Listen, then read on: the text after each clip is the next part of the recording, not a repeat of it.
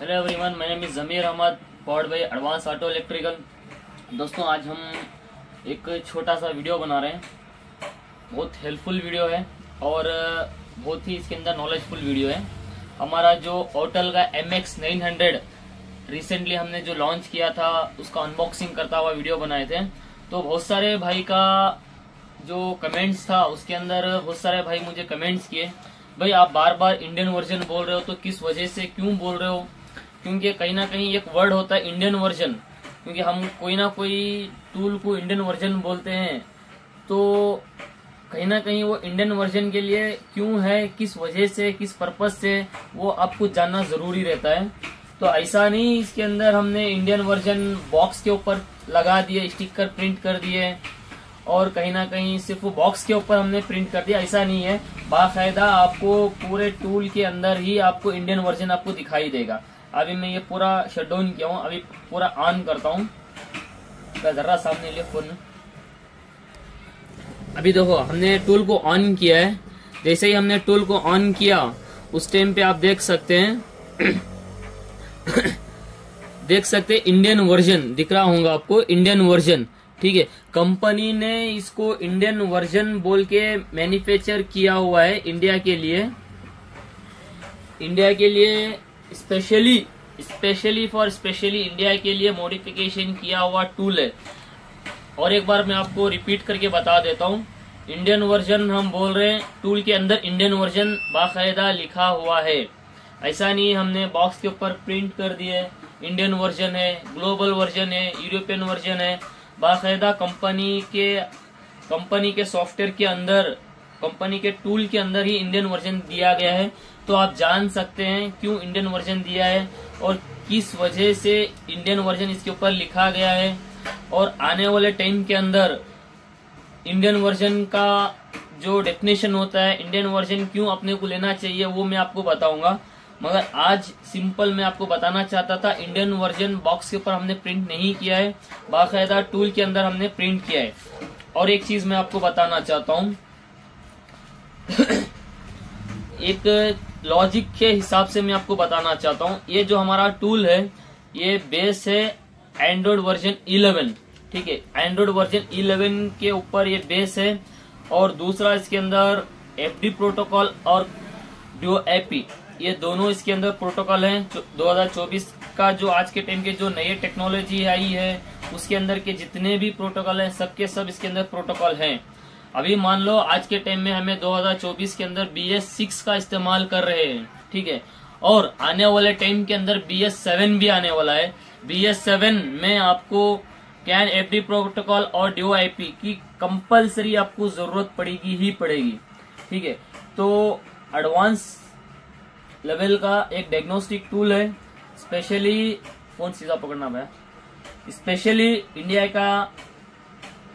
के जो ब्रांड है उसको देखते हुए इसको मॉडिफिकेशन किया है। और जो मेरी लॉजिक की बात थी वो रुक गई थी, मैं आपको बताता हूँ। ये जो एंड्रॉइड बेस है, 11 एंड्रॉइड बेस है। ठीक है, एंड्रॉइड 11 के ऊपर ये सॉफ्टवेयर रन हो रहा है। अभी मैं आपको, आज के टाइम का जो फोन है वो 5G फोन है और 4G फोन है। ठीक है, 4G तो आप जा चुका है, 5G फोन आज के टाइम में रनिंग चल रही है। अभी मान लो आपके पास सिम जो है वो 5G है या 4G है। ठीक है, आप कहीं से 3G का फोन लेके आप 5G की सिम उसके अंदर डाल रहे हो, तो इंटरनेट तो आपको यूज होगा, मगर जो वो फोन के अंदर 3G की जो स्पीड है वही आपको मिलेगी। ना तो आपको 5G की स्पीड मिलेगी, ना तो आपको 4G की स्पीड मिलेगी। जो आपका सिस्टम है, जो आपका एंड्रॉयड मोबाइल है, आपने उसके अंदर 5G सिम तो डाल दिया है, 4G सिम तो आपने डाल दिया है, मगर वो फोन भी आपका, वो जो सेलफोन है वो भी आपका 5G या 4G वो सपोर्टेड होना चाहिए, तभी आप उसका प्रॉपर इंटरनेट का जो स्पीड है वो ले सकते हैं। अब 5G सिम उसके अंदर डाल दिए, 4G सिम आपने डाल दिए, वो जो आपके पास एंड्रॉयड फोन है वो आपका 5G 4G सपोर्ट ही नहीं कर रहा है, तो 5G और 4G इस्तेमाल नहीं कर सकते। इसका मतलब ये नहीं आप इंटरनेट इस्तेमाल नहीं कर सकते, इंटरनेट तो आप इस्तेमाल कर सकते हैं, मगर जो एक्चुअल स्पीड है वो आप इस्तेमाल नहीं कर सकते। यही इसका मेन बोलने का मकसद है। डुओ IP हमने बना दिए, डुओ IP प्रोटोकॉल इसके अंदर ऐड कर दिया, मगर जो एंड्रॉयड बेस है वो भी पावरफुल होना चाहिए, तब ये सिस्टम प्रॉपर काम करता है। ठीक है, अभी देखो मैं आपको बता देता हूँ, इसका जो एंड्रॉयड बेस है E11 में आपको बताता हूँ लाइव प्रूफ के साथ। ऐसा ही मैं जबान से नहीं बोल रहा हूँ, सेटिंग में गया हूँ और सिस्टम सेटिंग में गया हूँ। ठीक है, जो इसका एंड्रॉयड बेस है वो मैं आपको बताता हूँ। अबाउट में चला गया, देख सकते हैं जो इसका एंड्रॉयड वर्जन जो है E11 है, यानी ये सपोर्टेड है FD प्रोटोकॉल के लिए।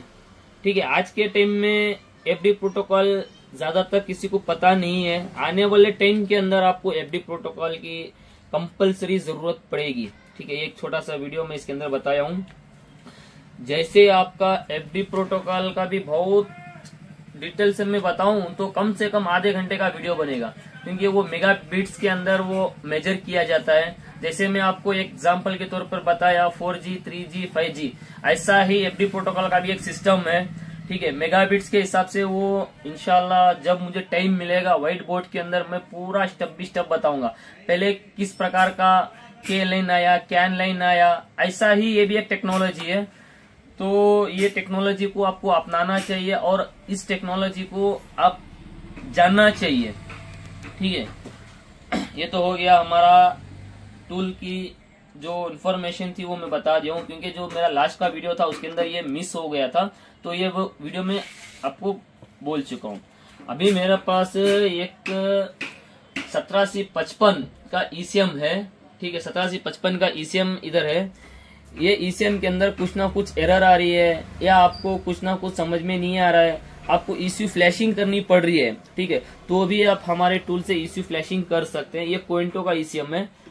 तो कभी कभार ये होता है कोई कोड DTC जो रहती है वो छोड़ नहीं पाती है, आपने सेंसर रिप्लेस कर दिया, वायरिंग टेस्टिंग कर लिया, फिर भी आपका जो ECU का जो सॉफ्टवेयर की इशू है वो है ECU के अंदर, तो आप डायरेक्ट या OBD इसके अंदर आप वो फॉल्ट को रिजोल्व कर सकते हैं। ECU फ्लैशिंग करेंगे तो जो सर्वर है, सर्वर टू सर्वर वो जाएगा, सर्वर से उसकी फाइल लेगा, इसके अंदर जो न्यू फाइल है वो फाइल इसके अंदर चढ़ाएगा।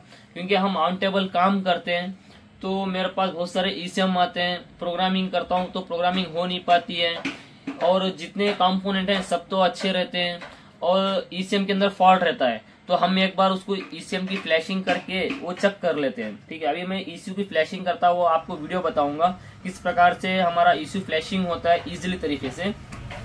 अभी मैं कैन बॉक्स, हमारा जो कैन बॉक्स है वो कैन बॉक्स लगाया हूँ, पावर ऑन किया हूँ, चॉकलेट आ चुका है, यूनिवर्सल वायर के साथ में पॉजिटिव नेगेटिव सारा कुछ मैं लगा चुका हूँ।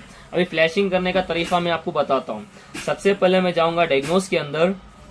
ठीक है, अब जाऊंगा इंडियन, बार बार मैं इंडियन का वर्ड इस्तेमाल कर रहा हूँ, इंडियन में जाएंगे। ठीक है, अभी इसके अंदर मैं जाऊंगा महिंद्रा इंडियन के अंदर।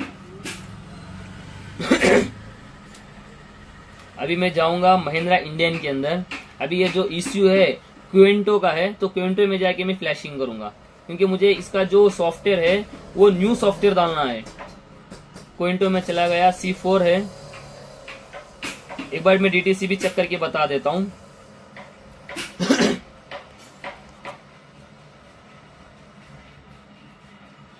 ये देख सकते हैं 3 ऑप्शन आपको देखने को मिलेंगे। डायग्नोस में जाऊंगा, हॉट कंट्रोल यूनिट में जाऊंगा, इंजन कंट्रोल मॉड्यूल में जाऊंगा, मैनेजमेंट में जाऊंगा, रीड ट्रबल कोड में जाऊंगा। देख सकते हैं इसके अंदर इतने सारे कोड हैं, ऐसा नहीं है कोई गलत कोड दे रहा है, कहीं ना कहीं मैं बोलना नहीं चाहता हूँ कोई अलग प्रकार का कोड दे रहा है, आपको समझ में नहीं आ रहा, ऐसा कुछ नहीं, बाकायदा पूरा डिस्क्रिप्शन के साथ आपको देगा।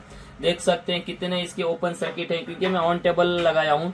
और आपको मान लो आपका ये कोड बन रहा है, आपको ये कोड का इल्म नहीं है, कुछ भी आपको इस कोड में समझ में नहीं आ रहा है, सिंपल आप इसको सेलेक्ट करो और इधर देख सकते हैं सर्च का एक ऑप्शन दिया गया है। सर्च में आप जैसे ही क्लिक करोगे डायरेक्ट आपका गूगल क्रोम में लेके आ जाएगा। ठीक है, किस प्रकार का कोड आ रहा है, temperature ECT sensor circuit high open problem, यानी जो आपको इससे भी एक आइडिया मिल जाएगा क्या किस प्रकार के सेंसर में दिक्कत है। अभी देखो इमेजेस में जाता हूँ, ये तो लिख के आ गया क्या हो सकता है, जितने इसके ऊपर किसी ना किसी ने कोई ना कोई भाई ने इसके ऊपर वीडियो बनाए वो भी इसके अंदर आ जाएगा। ठीक है, ये तो हमारा एंड्रॉइड की बात है, ये तो हमारा गूगल की बात है। मगर बताने का ये मकसद है, आपका ये कोड आ रहा है गाड़ी के अंदर P0118, इसका आपको समझ में नहीं आ रहा है तो वो आप डायरेक्टली सर्च करके आप देख सकते हैं। ठीक है, ये सारे कोड आ रहे हैं और मैं बैक आ जाऊंगा। इश्यू इन्फॉर्मेशन में जाता हूं। देख सकते हैं इसका win number, model number, part number, software version, hardware version के अंदर ये भी दिया है इसके अंदर, जो इसके अंदर प्रोसेसर जो ईसीयू है, ईसीयू के अंदर जो प्रोसेसर इसका इस्तेमाल किया गया है TC1767, यानी पूरी डिटेल्स के अंदर आ चुकी है। और इसके अंदर जो डेटा सेट इस्तेमाल किया गया है वो भी इसके अंदर दिया गया है, ये वाला डेटा सेट इसके अंदर इस्तेमाल किया गया है। ठीक है, इसको मैं बैक कर देता हूँ और एक्यूरेट लाइव डेटा, एक्चुएस टेस्ट सब आप कर सकते हो। और बैक आ जाता हूँ और थोड़ा बैक आ जाता हूँ। अभी जाऊंगा इश्यू फ्लैशिंग की प्रोग्रामिंग में जाऊंगा।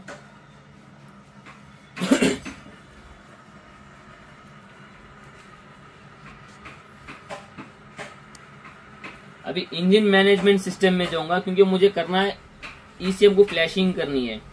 ईसीएम में जाऊंगा, देख सकते हैं ऑटो मोड, मैनुअल मोड। अभी मैं जाऊंगा मैनुअल मोड के अंदर। अभी ये पूछ रहा है टैक्सी और नॉन टैक्सी।